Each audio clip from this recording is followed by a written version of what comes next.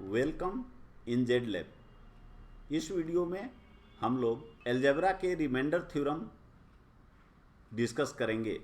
Polynomial क्या होता है और फंक्शन क्या होता है, ये हम लोग अपने अलजेब्रा के इंट्रोडक्टरी वीडियो में देख चुके हैं।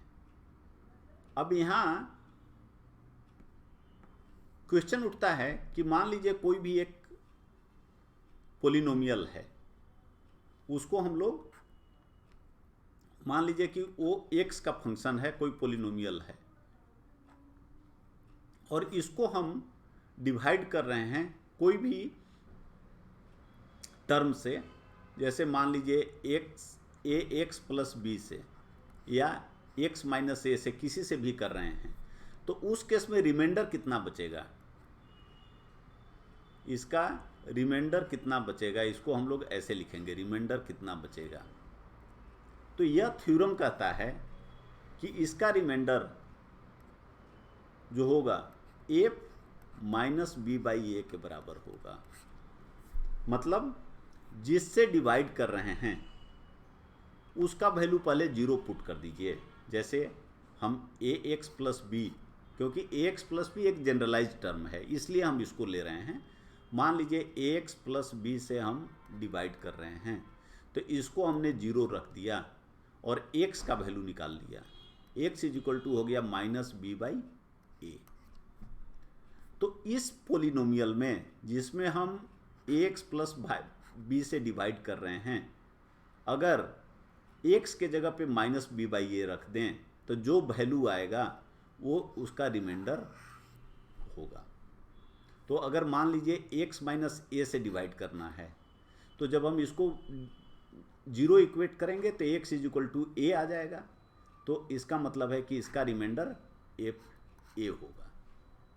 और ये चीज़ हमने ऑलरेडी अभी देख लिया कि एफ एक्स को अगर डिवाइड करेंगे ए एक्स प्लस बी से, तो उसका reminder F minus B by A होगा।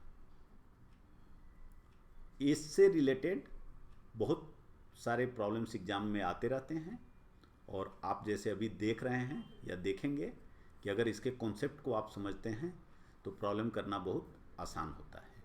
अब जैसे कह रहा है कि मान लीजिए यह एक फंक्शन है, इसमें आप 2x प्लस 1 से डिवाइड करिए तो रिमाइंडर कितना बचेगा। तो जैसा अभी हमने देखा, सबसे पहला काम है कि 2x प्लस 1 को आप जीरो रख दें। x इज इक्वल टू आपने निकाल लिया माइनस 1/2। अब एफ एक्स आपको दिया हुआ है, जो फंक्शन दिया हुआ है वह एफ एक्स इतना दिया हुआ है। अब रिमाइंडर थ्योरम के अनुसार इसका जो रिमाइंडर होगा वो एफ माइनस 1/2 होगा, क्योंकि यहाँ एक्स का वैल्यू आपने 1/2 माइनस 1/2 निकाला है। तो इस फंक्शन में एक्स के जगह पर माइनस 1/2 रख दें तो यह आपका वैल्यू आ गया। तो यह आपका आंसर आ गया। तो आंसर हो जाएगा 25/8। इस तरह से पोलिनोमियल रिमाइंडर थ्योरम को अप्लाई करना बहुत ही आसान है अगर आप कॉन्सेप्ट समझते हैं। अभी तक अगर आपने जेड लैब को सब्सक्राइब नहीं किया है तो सब्सक्राइब कर लें और इसे शेयर करें ताकि दूसरे लोग भी इसका यूज कर सकें। Thanks, good luck.